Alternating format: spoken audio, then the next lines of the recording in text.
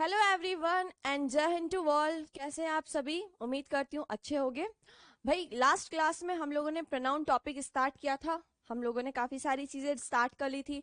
Types of pronoun देखे थे, क्यों देखे थे टाइप्स ऑफ प्रोनाउन, सारी चीजें मैंने आप लोगों को अच्छे से बताई थी, है ना। तो आगे हम कंटिन्यू करें उससे पहले मैं आपको एक बार शॉर्ट में दिखा देती हूँ सारी स्लाइड्स, ताकि आपका रिवीजन भी हो जाए एक बार, है ना। हमने सबसे पहले डेफिनेशन देखी थी कि रिपीटेशन ऑफ नाउन को रोकने के लिए हम क्या यूज करते हैं, प्रोनाउन यूज करते हैं। फिर उसके बाद हमने पर्सनल प्रोनाउन का मतलब देखा था कि उसमें 3 पर्सन होते हैं, first person, second person, third person. Then हमने देखा था पजेसिव प्रोनाउन जो अधिकार बताने का काम करता है। रिफ्लेक्सिव प्रोनाउन जहां पर सब्जेक्ट और ऑब्जेक्ट दोनों सेम ही होते हैं, है ना। फिर हमने डिमॉन्स्ट्रेटिव प्रोनाउन देखा था जब हम किसी की तरफ इशारा करते, किसी चीज के बारे में बताते हैं। इनडेफिनेट प्रोनाउन दैट मीन्स अनिश्चित। रिलेटिव प्रोनाउन रिलेशन बताने का काम करता है। उसके बाद हम लोगों ने देखा था रेसिप्रोकल प्रोनाउन ईच अदर और वन अनदर होता है। ईच अदर जब दो की बात होती है तब यूज होता है, और वन अनदर जब दो से ज्यादा की बात होती है तब यूज होता है। देन उसके बाद हमने इंट्रोगेटिव प्रोनाउन देखे थे, काफी अच्छे, बहुत सारे, हु, हुम, वट एवर, हु एवर, जो भी थे। फिर उसके बाद डिस्ट्रीब्यूटिव देखा था हमने, और मैंने आपको बताया था इन सब में ऑफ होता है क्योंकि हम डिस्ट्रीब्यूशन बताते हैं बीच में। एम्फेटिक लास्ट प्रोनाउन जो कि था जब हम किसी भी चीज पे क्या करते हैं, एम्फेसाइज करते हैं, किसी चीज पे जोर डालते हैं, तब हम इस प्रोनाउन का यूज करते हैं। ठीक है जी, तो यहाँ तक की कहानी उम्मीद करती हूँ आप लोगों ने अच्छे से समझ ली होगी। देन हमने रूल्स देखे थे कि रूल्स में हमारा फर्स्ट रूल कहता है कि स्टार्टिंग का सेंटेंस, जो स्टार्टिंग दैट मीन्स जो वर्ब की स्टार्टिंग में होता है, सब्जेक्ट वर्ब ऑब्जेक्ट होता है, तो ये हमारा नॉमिनेटिव केस ऑफ प्रोनाउन रहता है, और वर्ब के बाद ऑब्जेक्टिव केस ऑफ प्रोनाउन होता है। एग्जाम्पल्स भी हम लोगों ने देखे थे, और ये बहुत ही बढ़िया टेबल आई होप आप लोगों को अच्छे से याद हो गई होगी, और आपने ऐसे अच्छे से नोट डाउन कर भी लिया होगा, है ना। इस टेबल के बाद हम लोगों ने देखा था कि जब भी हम प्रोनाउन यूज करते हैं तो उसके नाउन, उसके नंबर, जेंडर और पर्सन के अकॉर्डिंग करते हैं। दैट मीन्स अगर सिंगुलर है तो सिंगुलर प्रोनाउन, प्लूरल है तो फिर प्लूरल प्रोनाउन हम लोग यूज करते हैं। फिर उसके बाद हमने क्या देखा था, अगर दो से ज्यादा सिंगुलर प्रोनाउन है और बीच में एंड जुड़ा हुआ है तो हम उसे प्लूरल कंसीडर करेंगे, और अगर ये प्लूरल होगा तो इसके साथ प्रोनाउन भी प्लूरल यूज होगा। अब उसके आगे पढ़े उससे पहले मैंने सोचा आप लोगों को एक टेबल समझा दिया जाए। ये टेबल बहुत ज्यादा इंपॉर्टेंट है ना। स्टूडेंट्स को बहुत ज्यादा कंफ्यूजन होता है किसमें, पजेसिव प्रोनाउन और पजेसिव एडजेक्टिव में, है ना। तो इस टेबल को आज पढ़ने के बाद मैं उम्मीद करूंगी कि आपके सारे कंफ्यूजन्स दूर हो जाएंगे। तो थोड़ा सा ध्यान से समझना है इस टेबल को, है ना। देखो, पजेसिव प्रोनाउन क्या होता है, हमने जब लास्ट टेबल देखी थी तो हमने यहाँ पे कैटेगरी बनाई थी, पजेसिव एडजेक्टिव, पजेसिव प्रोनाउन। अब मैं आपको डिटेल में बता रही हूँ कि कहाँ पर आप एडजेक्टिव यूज करते हो पजेसिव, और कहाँ पे आप पजेसिव प्रोनाउन यूज करते हो, है ना। तो जरा ध्यान से देखो, पजेसिव प्रोनाउन यूज होता है बिना ऑब्जेक्ट के। दैट मीन्स आपने कहीं पर भी पजेसिव प्रोनाउन यूज किया तो उसके बाद आप कोई भी ऑब्जेक्ट नहीं लिख सकते हो। जैसे एग्जाम्पल लिखा है, दिस बुक इज माइन, है ना। दिस बुक इज माइन, क्या अपन ऐसे लिख सकते क्या, this book is mine book? अगर मैं इसके आगे बुक लिख दूं तो क्या सेंटेंस बनेगा क्या? बिल्कुल भी नहीं, ये ग्रामेटिकली रॉन्ग है। याद रखिएगा, पजेसिव प्रोनाउन के बाद कोई भी ऑब्जेक्ट नहीं आता है, ठीक है। अब पजेसिव एडजेक्टिव होता है क्या, जो ऑब्जेक्ट के साथ यूज किया जाता है। जैसे इधर लिखा है दिस इज माई बुक, तो माई यहाँ पे आपका क्या है, पजेसिव एडजेक्टिव है। अब एडजेक्टिव का मतलब आपको मैंने पार्ट ऑफ स्पीच में समझाया ही था, जो चीज क्या क्वालिफाई करती है, नाउन को क्वालिफाई करती है, वो आपकी एडजेक्टिव होती है। तो ये बुक आपका पार्ट ऑफ स्पीच में मैं पूछूं क्या है तो आप कहेंगे मैडम नाउन है। तो नाउन के लिए यूज हुआ है क्या, माय।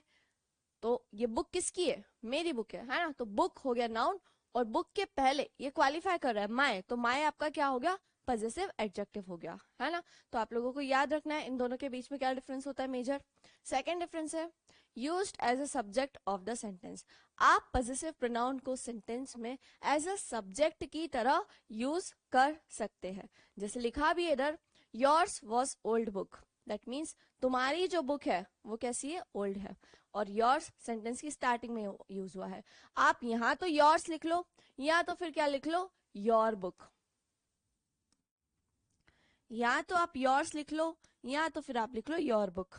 अब इससे हमको क्या कंक्लूजन समझ में आ रहा है, ये कंक्लूजन समझ में आ रहा है कि जब भी आप पजेसिव एडजेक्टिव के साथ नाउन लिखते हो ना, तो ये दोनों मिलके आपके क्या बन जाते हैं, पजेसिव प्रोनाउन बन जाते हैं।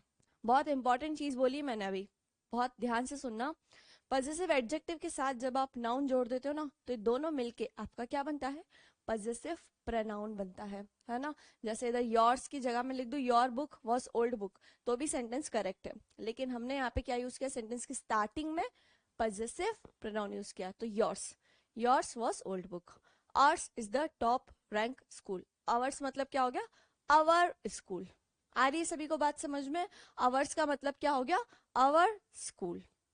वैसे ही when the subject are joined by all well as together with along with as well as, है ना, तो वहां पर आप क्या यूज करते हो, पजेसिव एडजेक्टिव को यूज करते हो। जैसे इधर लिखा है Neha as well as her friends is dancing. Neha as well as her friends is dancing, तो यहाँ पे हर क्या हो गया, पजेसिव एडजेक्टिव हो गया। थर्ड वाले पॉइंट में लिखा है जैसे आप पजेसिव प्रोनाउन को सब्जेक्ट की तरह यूज करते हो, वैसे ही ऑब्जेक्ट की तरह भी यूज कर सकते हो। जैसे लिखा है save your money as well as mine. अपने पैसे बचाओ और मेरे भी बचाओ। तो माइन यहाँ पे क्या है, पजेसिव प्रोनाउन है। माइन मतलब माय मनी। माइन मतलब क्या, माय मनी, मेरा पैसा भी। अब पजेसिव एडजेक्टिव और का यूज होता है with each every either neither many etcetera. जैसे लिखा each boy is with his parents. हर बच्चा किसके साथ है, उसके पेरेंट्स के साथ। यहाँ पे टेबल पे ना हम लोग यूसेज देख रहे हैं कि पजेसिव एडजेक्टिव का यूसेज कहाँ कहाँ होता है और पजेसिव प्रोनाउन का यूसेज कहाँ कहाँ होता है ना। तो हमने यहाँ पे देखा सब्जेक्ट की तरह यूज होता है, ऑब्जेक्ट की तरह यूज होता है, और यहाँ पे हमने देखा जब भी आपके फ्रेजेस रहते हैं as well as, together with, along with, like, unlike, तब वहां पर आप क्या यूज करते हो, पजेसिव एडजेक्टिव। यहाँ पर भी फोर्थ पॉइंट लिखा है यूज आफ्टर प्रेपोजिशन। प्रेपोजिशन के बाद भी आप क्या यूज करते हो, पजेसिव प्रोनाउन यूज करते हो। जैसे लिखा है my car is cheaper than yours. मेरी जो कार है वो तुमसे चीपर है। I refer your company to his. तो यहाँ पे ये क्या बता रहे भैया, ये प्रेपोजिशन के बाद यूज हो रहे हैं। तो प्रेपोजिशन के बाद यूज हो रहे हैं तो ये क्या हो गए, प्रेपोजिशन के ऑब्जेक्ट। प्रेपोजिशन के ऑब्जेक्ट की तरह भी कौन काम करता है, पजेसिव प्रोनाउन काम करता है। ठीक है। वैसे ही पजेसिव एडजेक्टिव में क्या लिखा है, when pronoun is used for more than one noun of a different person, only you and I have brought on books. Fifth point देखते हैं avoid possessive pronoun with such noun. ये वाला concept अभी हम लोग अभी आगे आने वाली क्लास में देखेंगे, इसको अभी छोड़ दो। ये बहुत इंपॉर्टेंट कंसेप्ट है क्योंकि इस पे बेस्ड एग्जाम में काफी सारे क्वेश्चन एग्जामिनर बनाता है ना। बस एक बार पढ़ लो कि जितने भी नाउन यहाँ पे लिखे हुए ना, इनके साथ आप पजेसिव प्रोनाउन का यूज नहीं करते हो। ठीक है, आगे अपन डिटेल में इस रूल को पढ़ने वाले हैं। नेक्स्ट क्या लिखा है, one as a subject, when one is used as a subject the possessive case of the pronoun should be according to the one. One should do one's duty sincerely. याद रखना one का possessive adjective क्या होता है, once होता है। कभी कभी स्टूडेंट ऐसा लिख देते हैं one student, one should do his duty sincerely, तो वो आपका एरर होता है। ऐसा एग्जाम में क्वेश्चन पूछा भी गया था, वहां पे लिख दिया गया था one should do his duty sincerely, तो हिज नहीं होगा, वन का प्रोनाउन क्या होता है, वंस होता है। तो इतनी चीजें आप लोगों को ध्यान रखनी है। ठीक है, ये यहाँ पे एग्जांपल्स भी लिखे हुए हैं कि कौन कौन से पजेसिव प्रोनाउन होते हैं, और यहाँ पे सारे पजेसिव एडजेक्टिव लिखे हुए हैं। उम्मीद करती हूँ ये टेबल आप लोगों को अच्छे से समझ। दोस्तों इसी प्रकार से यदि आप मुझसे हरियाणा जीके पढ़ना चाहते हैं तो आप हमारी रूट एप्लीकेशन और क्रेजी जीके ट्रिक की एप्लीकेशन को विजिट कर सकते हैं। वहाँ पर आपको मेरे हरियाणा जीके के रिकॉर्डेड कोर्सेज मिल जाते हैं। साथ ही साथ आपको पीडीएफ, क्लास नोट्स और टेस्ट भी वहाँ पर आपको अवेलेबल हो जाएंगे। तो एक बार आप हमारी एप्लीकेशन को विजिट ज़रूर कर लीजिए। चलिए आगे डिस्कस करते हैं। में आ गई होगी। ठीक है, अगर स्टिल आपके मन में कोई भी डाउट हो, कोई क्वेरी हो, तो आप लोग पूछ सकते हैं, है ना। याद रखना कुछ भी डाउट हो, कुछ भी क्वेरी हो, कुछ समझ नहीं आ रहा है, कोई कंसेप्ट में दिक्कत है, तो आप कॉन्टेक्ट नंबर पे कॉल करके पूछ सकते हैं। ऑलराइट, चलो नेक्स्ट रूल हम लोग देख लेते हैं, जो मैं कल आपको बता रही थी लास्ट क्लास में कि बहुत इंपॉर्टेंट रूल है। अब इस इंपॉर्टेंट रूल को हम लोग यहाँ डिस्कस कर रहे हैं। एक बार पढ़ लेते हैं क्या लिखा है। लिखा है when there are all the three persons और two out of three person. मैंने आपको बताया था पर्सनल प्रोनाउन में कि जनरली कितने टाइप के पर्सन होते, three. First person, second person, third person. जब आपके सेंटेंस में तीनों टाइप के पर्सन साथ में आ जाए या तीनों में से कोई दो भी आ जाए, तब आप इनका अरेंजमेंट कैसे करेंगे, दैट मीन्स पहले आप किसको लिखोगे, फर्स्ट पर्सन को लिखोगे पहले, सेकंड को बाद में, थर्ड को बाद में, या कैसे। तो आपको ऑर्डर याद रखना है। ऑर्डर होता है 2 3 1। क्या होता है डियर स्टूडेंट्स, 2 3 1। दैट मीन्स पहले आपका आता है सेकंड पर्सन, फिर आता है आपका कौन सा, थर्ड पर्सन, और फिर आखिरी में आता है फर्स्ट पर्सन। तो आपको 2 3 1 का मतलब सेकंड, थर्ड और फर्स्ट पर्सन से लगाना है। याद रखना, तब जब आपका केस या आपका सेंटेंस क्या हो, पॉजिटिव हो। पॉजिटिव मतलब उस सेंटेंस में कुछ भी कोई गलत काम नहीं हो रहा हो, कोई नेगेटिव बात नहीं हो रही हो, कहीं निषेध की बात नहीं हो रही हो, सेंटेंस आपका असर्टिव चल रहा हो, पॉजिटिव चल रहा हो। उस कॉन्टेक्स्ट में हम लोग का अरेंजमेंट का ऑर्डर क्या होता है प्रोनाउन का, 2 3 1। अब कैसे, जरा एग्जाम्पल के थ्रू हम समझते हैं। जैसे इधर लिखा है, you he and I have decided to go to Mussoorie. Sentence हमने देखा चल रहा था पॉजिटिव, यहाँ पे कोई भी इशू नहीं है, पॉजिटिव चल रहा है सेंटेंस। तो हमने देखा 2 3 1, स्ट्रक्चर सही है, दैट मीन्स आपका सेंटेंस बिल्कुल करेक्ट है। नेक्स्ट लिखा है, you and Riya have done a great job. अब देखो एंड से जुड़ा हुआ है तो बट ऑब्वियस है आप प्लूरल वर्ब यूज करोगे, यहाँ पे आप हैज यूज नहीं करोगे, हैव ही करेक्ट होगा, है ना। 2 and 3, अब फर्स्ट पर्सन नहीं आया था तो कोई दिक्कत नहीं है। अब यहाँ पे लिखा है he and I are working hard to score good marks. तीनों सेंटेंस कैसे है, पॉजिटिव, इसलिए हमने स्ट्रक्चर में पैटर्न क्या फॉलो किया है, 2 3 1। यहाँ पे 2 3 1 था, यहाँ 2 3 था, यहाँ पे 3 और 1 है। ठीक है, तो आप लोगों को याद रखना है 3 1 है, भले ही 2 नहीं हो तो भी आपका स्ट्रक्चर क्या चलेगा, 2 3 1 के अकॉर्डिंग ही चलेगा। 2 को भूल जाओ, 3 1 उसको अरेंज कर दो। सेंटेंस में एग्जामिनर आप लोगों को ऐसे ही क्वेश्चन बना के दे देगा, ऐसा लिख देगा, I and he are working hard to score good marks. तो आपको एरर कहाँ पे मार्क करना रहेगा, स्टार्टिंग में मार्क करना रहेगा। क्यों, क्योंकि ऑर्डर ऑफ प्रोनाउन गलत दिया गया है। ठीक है, उम्मीद करती हूँ ये वाला रूल आपको अच्छे से समझ में आया होगा। इस रूल पे बेस्ड काफी सारे क्वेश्चंस एग्जामिनर पूछ चुका है प्रीवियस ईयर एग्जाम में, है ना। तो जिस रूल पे मैं बहुत एम्फेसाइज कर रही हूँ ना, तो नोट्स बनाते समय आप उस रूल पे स्टार्स बना देना, ताकि आप लोग एंड टाइम पे अच्छे से उस चीज को रिवाइज करके जाओ। अब देखो, हमने बात कर ली कौन से सेंस की, पॉजिटिव सेंस की, कि जब अगर पॉजिटिव सेंस हो तो हमारा ऑर्डर क्या होता है, 2 3 1। लेकिन अगर हमारा सेंटेंस क्या हो, नेगेटिव हो, जरूरी नहीं है कि वहां पे नेवर या नॉट करके कोई वर्ड दिया हुआ हो। कभी कभी सेंटेंस का टोन पढ़ के हमको समझ में आने लगता है कि यहाँ पे कुछ बुरी बात हो रही है, यहाँ पे कुछ उनके साथ गलत किया जा रहा है, या उन्होंने कुछ गलत किया है जिसकी उनको सजा मिलने वाली है। तो ये सारे सेंटेंस कौन सी कैटेगरी में आते हैं, ये सब आपके आते हैं नेगेटिव कैटेगरी में। और जब भी नेगेटिव कैटेगरी आप यूज करते हो और एक से ज्यादा पर्सनल प्रोनाउन होते हैं, तो वहां पर आपका ऑर्डर क्या होता है, 1 2 3।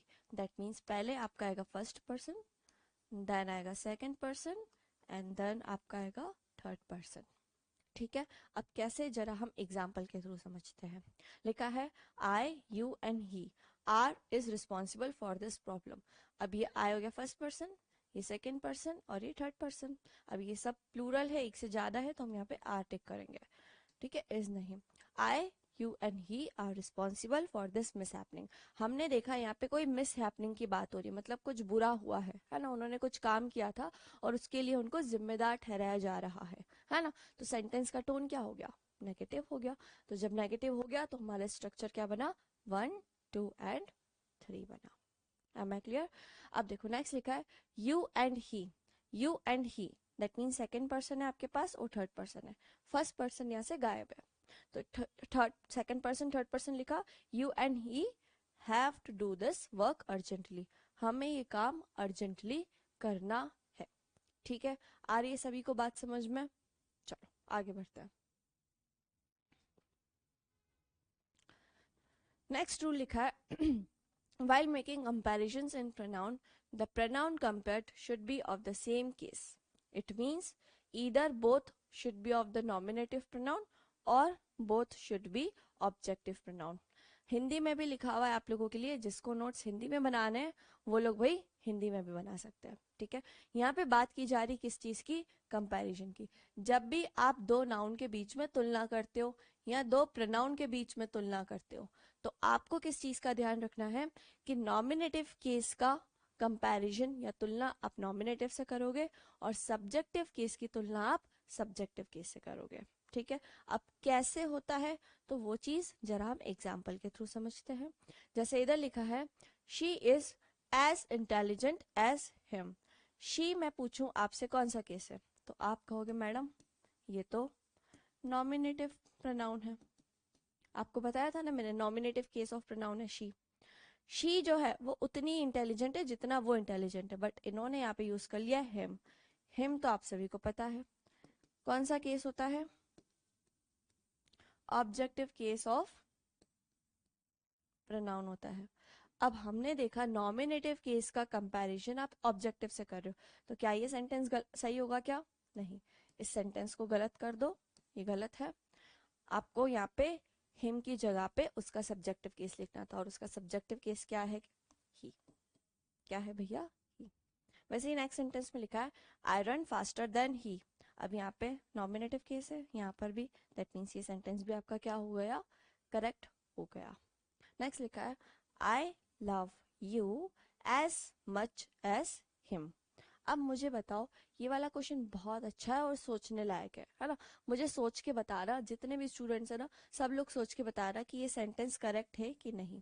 ठीक है, बहुत ही बढ़िया क्वेश्चन है ये। ठीक है, एग्जाम में पूछा गया क्वेश्चन है। ठीक है, ये वाला क्वेश्चन आप खुद से सॉल्व करेंगे और मुझे बताएंगे कि ये करेक्ट है कि नहीं है। ओके, आगे बढ़ते हैं। एक बार आप लोग रीड आउट कर लीजिए।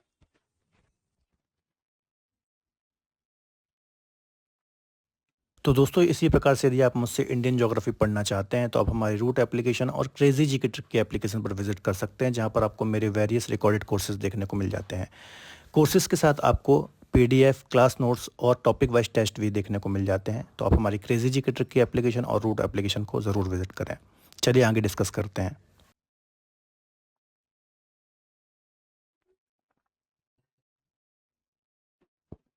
चलिए, अब हम लोग आइदर और नाइदर नॉर से रिलेटेड इंपॉर्टेंट रूल्स जो है उनको डिस्कस करेंगे। ठीक है जी, देखो यहाँ पे क्या लिखा है, व्हेन द वर्ड्स और, कौन कौन से वर्ड्स? और, either or and neither nor are used to combine a single and plural noun. या तो वो सिंगल या तो प्लूरल नाउन को क्या करेंगे? जोड़ने का काम करेंगे। तो the singular noun normally comes first in the phrase. जो सिंगुलर नाउन रहता है वो जनरली फ्रेज में पहले आता है, और जो प्लूरल वाला नाउन होता है वो बाद में आता है। अब हमने इतनी बड़ी कथा पढ़ ली, इतनी बड़ी कथा पढ़ के लेकिन हमारे दिमाग में बहुत कम चीज घुसी। तो आपको मैं बता दूं, जितनी चीजें आप एग्जाम्पल्स पढ़ के समझोगे ना, उतनी आप थ्योरेटिकल नॉलेज से नहीं समझोगे। तो अगेन एग्जाम्पल के थ्रू हम आपको समझाते हैं। क्या लिखा है?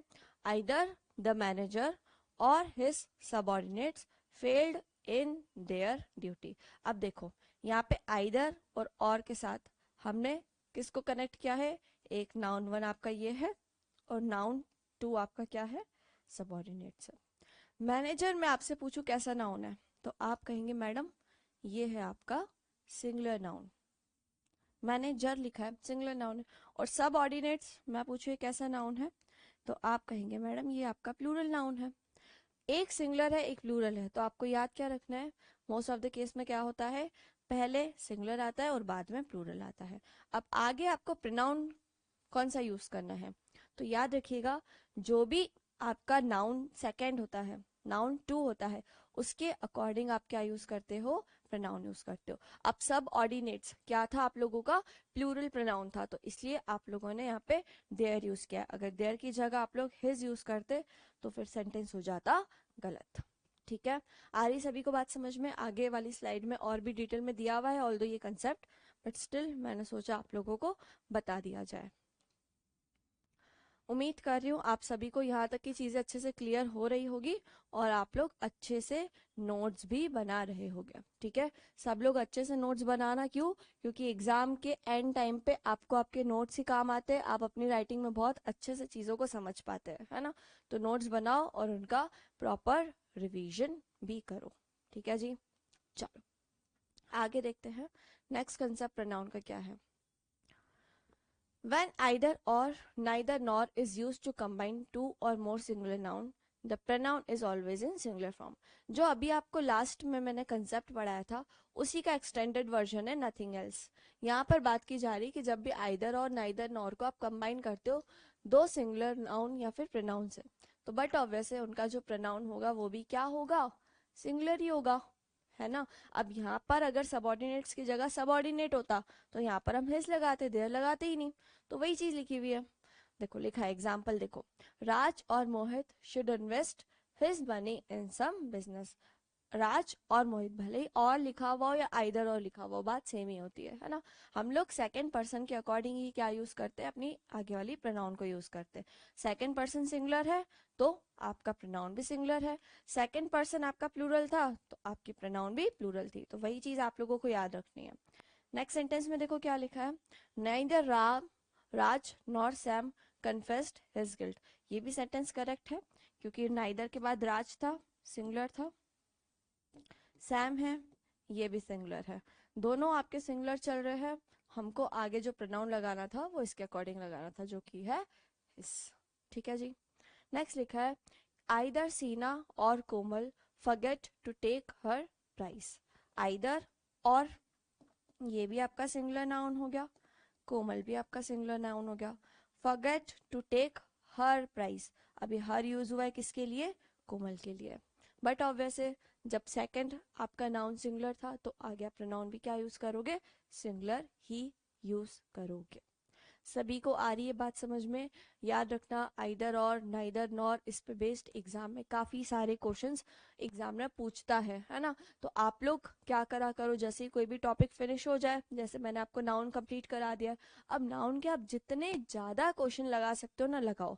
मैंने तो देखो आपको 50 क्वेश्चंस प्रोवाइड कर दिए नाउन के, वो तो आपको लगानी है शीट बिल्कुल 100%। लेकिन उसके अलावा आपको जहां से भी मिले, जैसे एक mirror of common error book होती है ना, मैंने खुद उसे पर्सनली यूज किया था मेरी तैयारी के टाइम पर।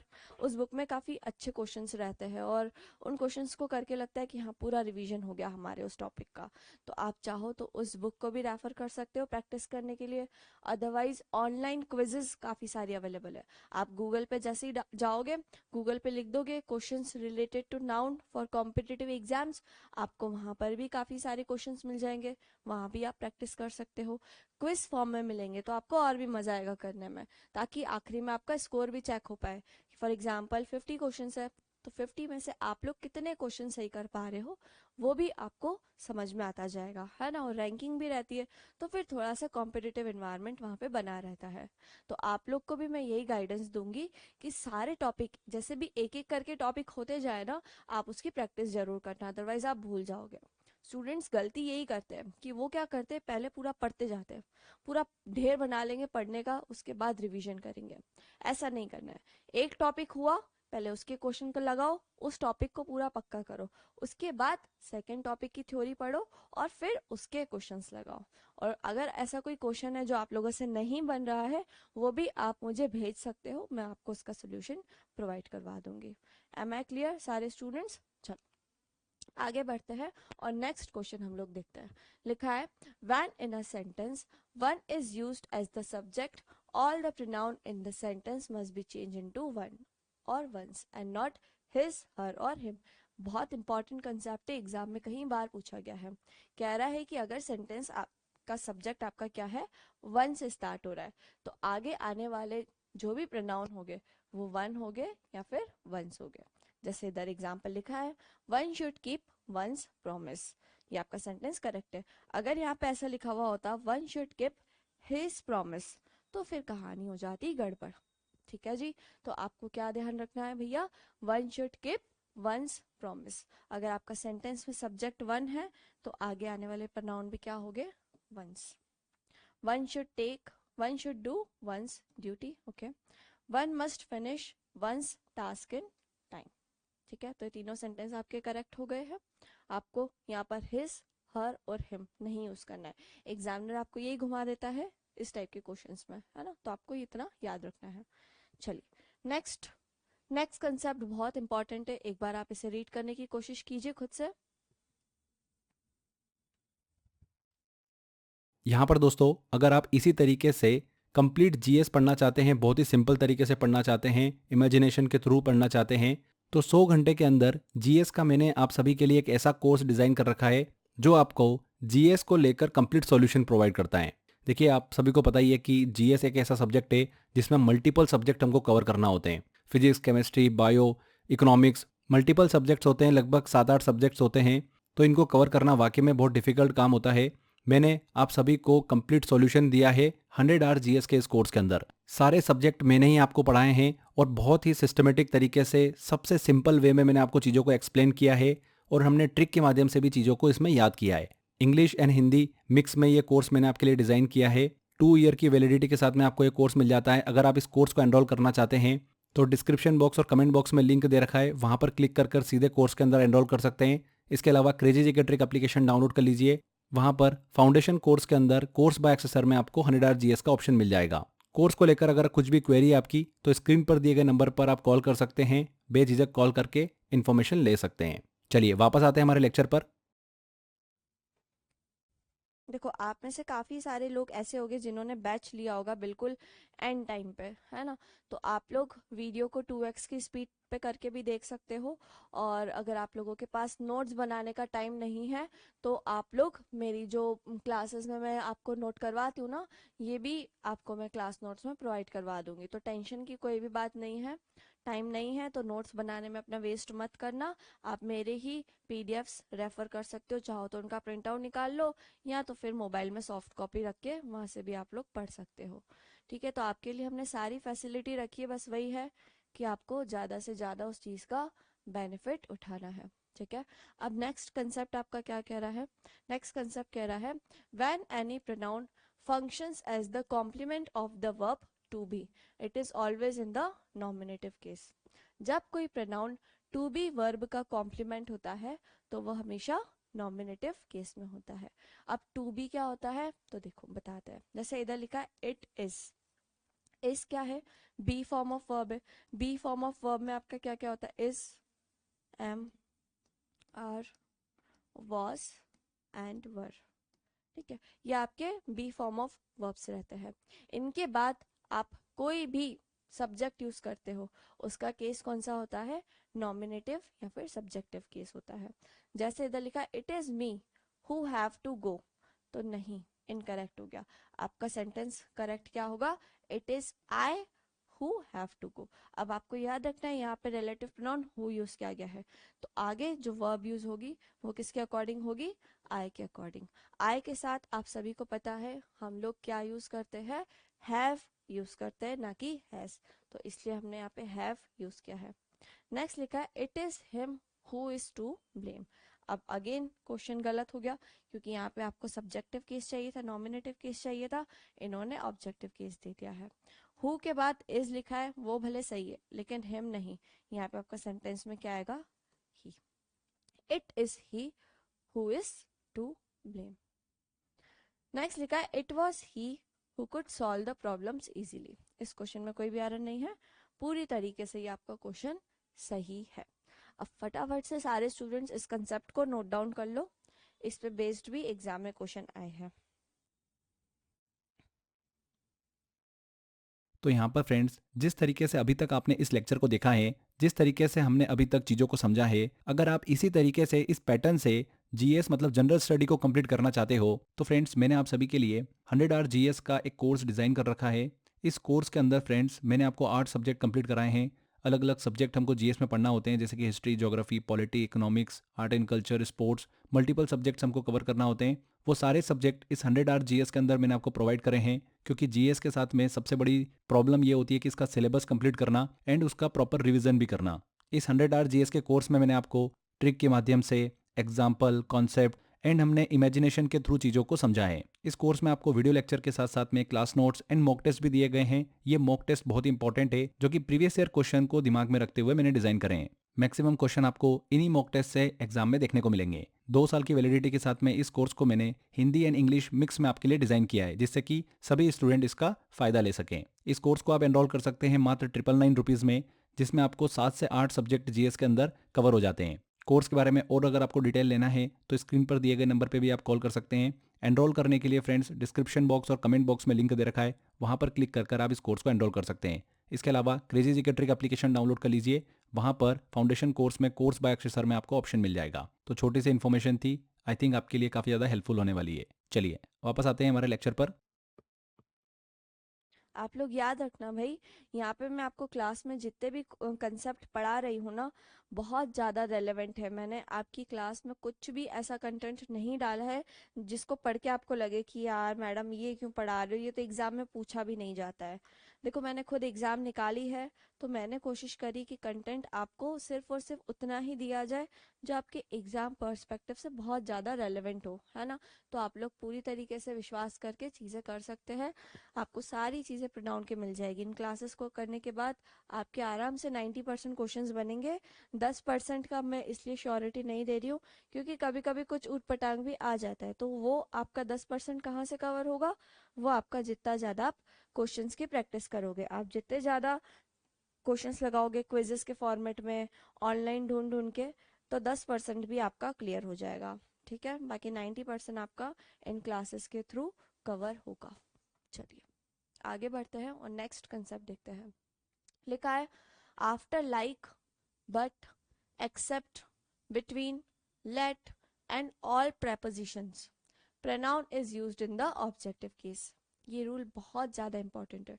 क्या कह रहा है कि जब भी लाइक बट एक्सेप्ट बिटवीन और जितने भी prepositions है उनके बाद कोई pronoun आता है तो उनका केस क्या होता है, ऑब्जेक्टिव केस होता है। अब कैसे, वो जरा हम एग्जाम्पल के थ्रू समझते हैं। जैसे इधर लिखा है एवरीवन लाफ्ड बट आई, गलत। Everyone laughed but me, but का मतलब यहाँ पर क्या है, एक्सेप्ट। याद रखना आप लोग बट को दो तरीके से यूज कर सकते हो। बट आपका कंजंक्शन भी होता है। मैंने जब स्टार्टिंग में क्लासेस ली थी तो आपको बताया था कि पार्ट ऑफ स्पीच आप अच्छे से समझो, है ना। कोई भी वर्ड आपका दो पार्ट ऑफ स्पीच का रोल प्ले करता है, बट उस सेंटेंस में वो किसका रोल प्ले कर रहा है वो वहां पर आपको पढ़ के समझ में आना चाहिए। जैसे बट की बात करूँ तो एक कंजंक्शन भी होता है, प्रेपोजिशन भी होता है। जब ये कंजंक्शन का काम करता है तो इसका मतलब होता है लेकिन। जैसे एग्जाम्पल लिखूं, Ram is a is an honest, Ram is an honest boy but he is poor. अब इस वाले सेंटेंस में मैं पूछूं बट का काम क्या है, तो आप बोलेंगे मैडम बट यहाँ पे कंजंक्शन का काम कर रहा है।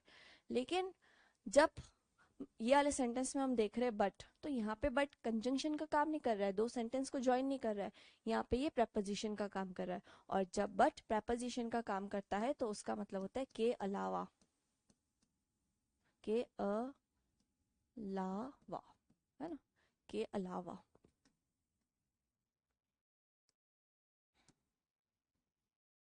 ठीक है, एक्सेप्ट आप इंग्लिश में बोल सकते हो। जैसे एग्जाम्पल लिखा है एवरीवन लाफ्ड बट मी, मतलब सभी लोग हंसे बट मैं नहीं हंसा। तो प्रेपोजिशन के बाद हमेशा आप कौन सा केस यूज करते हो, ऑब्जेक्टिव केस यूज करते हो। तो यहाँ पे आपका इनकरेक्ट हो गया और ये करेक्ट हो गया। नेक्स्ट लिखा है none attended the meeting except he, except he नहीं होगा, एक्सेप्ट हिम होगा। ठीक है, let we laugh away our sorrows, let के बाद इधर लेट वर्ब भी लिखा हुआ है, लेट सेंटेंस की स्टार्टिंग में यूज होता है। लेट के बाद जो भी आपका प्रोनाउन होगा वो कौन सा होगा, ऑब्जेक्टिव। तो वी का ऑब्जेक्टिव केस क्या होता है, अस होता है। लेट अस लाफ अवे अवर सोरो। This is between you and me, between आपका क्या है, प्रेपोजिशन है, तो आपको बिटवीन यू एंड मी करना था, यू एंड आई नहीं करना था। यू का ऑब्जेक्टिव केस यू होता है, आपको इतनी चीज अच्छे से पता है। ठीक है, तो जितने भी एग्जाम्पल्स मैंने लिखे हैं इनको अच्छे से नोट डाउन कर लो, है ना। याद रखो कि सारे प्रेपोजिशंस के बाद आपको प्रोनाउन का कौन सा केस फॉलो करना होता है, ऑब्जेक्टिव केस फॉलो करना होता है।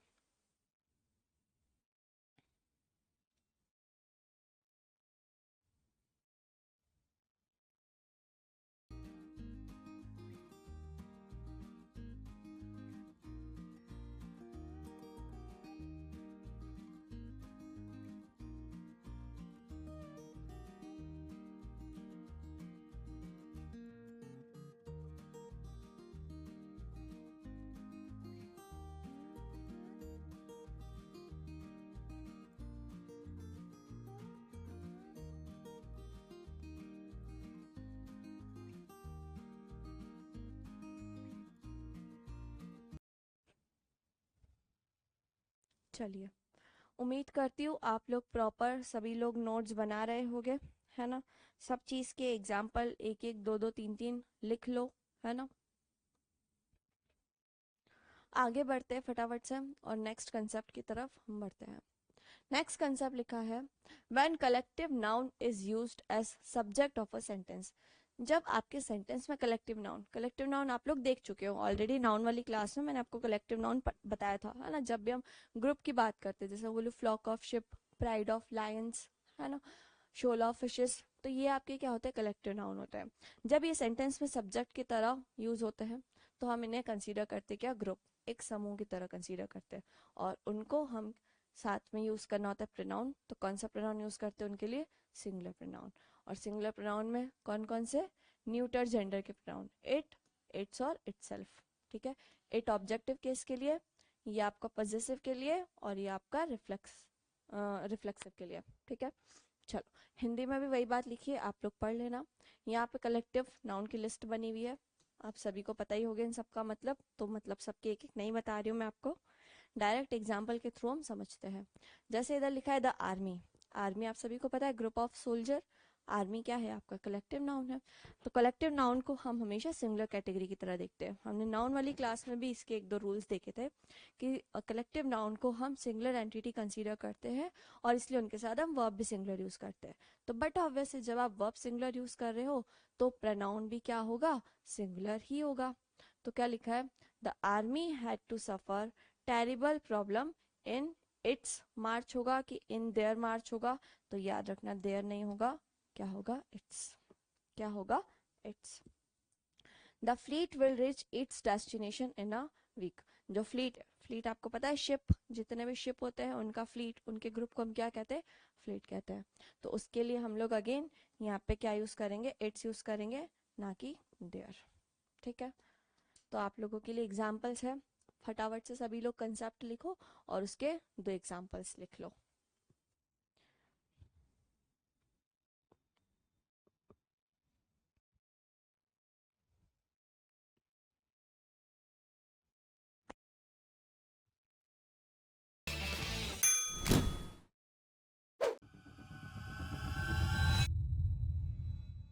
तो दोस्तों इसी प्रकार से यदि आप मुझसे इंडियन ज्योग्राफी पढ़ना चाहते हैं तो आप हमारी रूट एप्लीकेशन और क्रेजी जी के ट्रिक की एप्लीकेशन पर विजिट कर सकते हैं, जहां पर आपको मेरे वेरियस रिकॉर्डेड कोर्सेज देखने को मिल जाते हैं।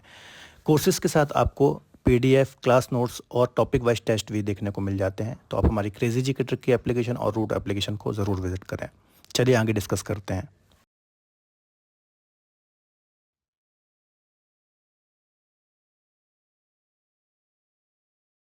चलो, उम्मीद करती हूँ आप लोगों ने लिख लिया होगा, है ना, और आपको सारे कंसेप्ट अच्छे से समझ में भी आ रहे होंगे।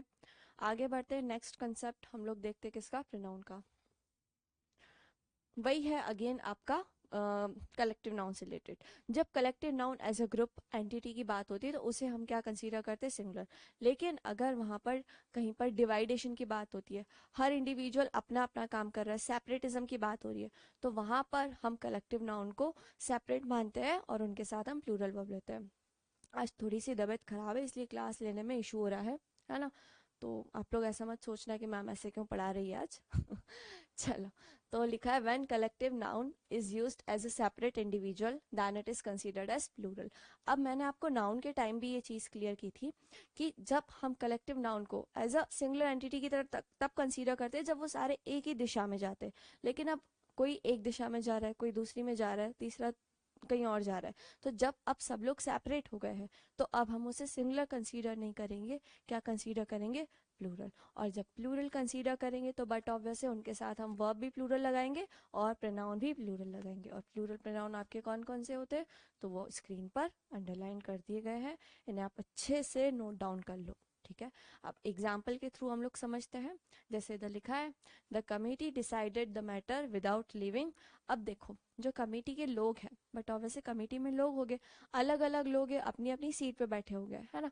तो वो लोग डिसाइड कर ले मैटर विदाउट लिविंग, अपनी अपनी सीट को छोड़ के नहीं उठे, है ना। तो यहाँ पर आपको इट्स नहीं यूज करना था, क्या यूज करना था, देयर सीट्स।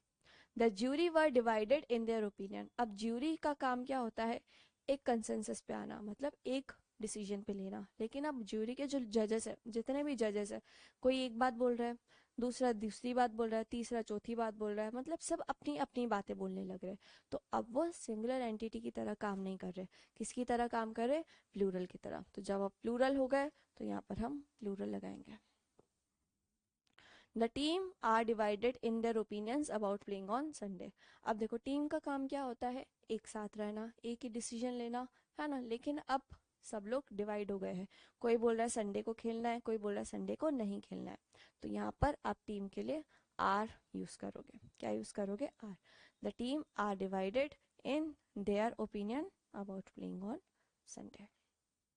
उम्मीद करती हूँ यहाँ तक की कहानी आप लोगों को अच्छे से समझ में आ गई होगी। तो मैं आज की क्लास यहीं पे ही वाइंड अप कर रही हूँ। इतने सारे कंसेप्ट एक ही क्लास में नहीं पढ़ेंगे, नहीं तो कंफ्यूजन हो जाएगा, है ना।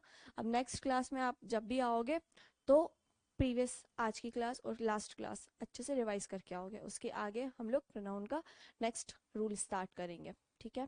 तो आज की क्लास कैसी लगी? उम्मीद करती हूँ सभी को समझ में आया होगा। कुछ भी अगर किसी को डाउट हो तो मुझसे कमेंट करके पूछ लेना, ठीक है students. So thank you so much and जय हिंद टू ऑल।